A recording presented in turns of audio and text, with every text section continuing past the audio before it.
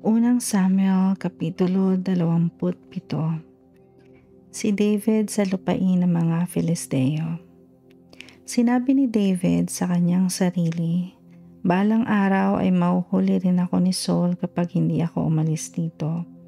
Ang mabuti pa ay magtago na lang ako sa lupain ng mga Filisteo. Baka hindi na niya ako habulin kung hindi na niya ako makita sa lupain ng Israel."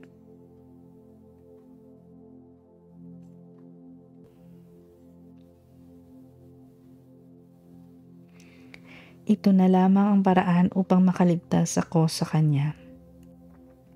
Kaya isinama niya ang 600 niyang tauhan at nagpunta sila kay Aquis na anak ni Maok at hari ng Gath. Doon nanirahan sina David kasama ang mga asawa niyang si Ahinoam na taga Jezreel at si Abigail na biyuda ni Nabal na taga Carmel. Kasama naman ng kanyang mga tauhan ang kani-kanilang pamilya. Nang mabalitaan ni Saul na si David ay nasa Gath, itinigil nga niya ang paghahanap dito.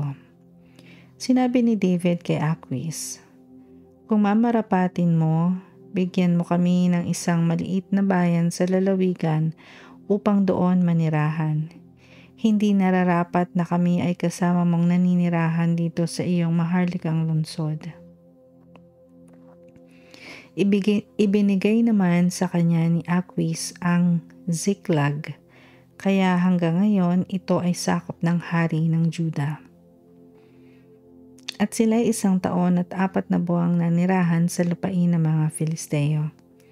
Sa loob ng panahong iyon, sinalakay ni na David ang mga Gesureo, ang mga Gersita at ang mga Amalekita na matagal nang naninirahan doon.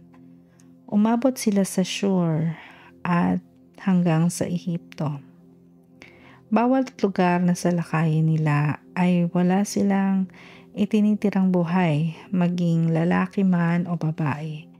At bago bumalik kay Aquis, sinamsam nila ang lahat ng kanilang makita: tupa, baka, asno, kamelyo at mga damit. Kapag tinatanong siya ni Aquis kung ilan ang sinalakay nila, sinasabi niyang ang gawing timog ng Juda, timog ng Jerameel o kaya'y ang lupain ng Sineo.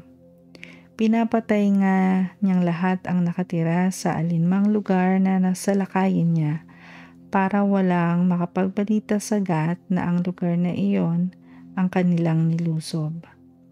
Palaging ganoon ang ginagawa ni na David sa buong panahon ng paninirahan nila sa lupain ng mga Filisteo.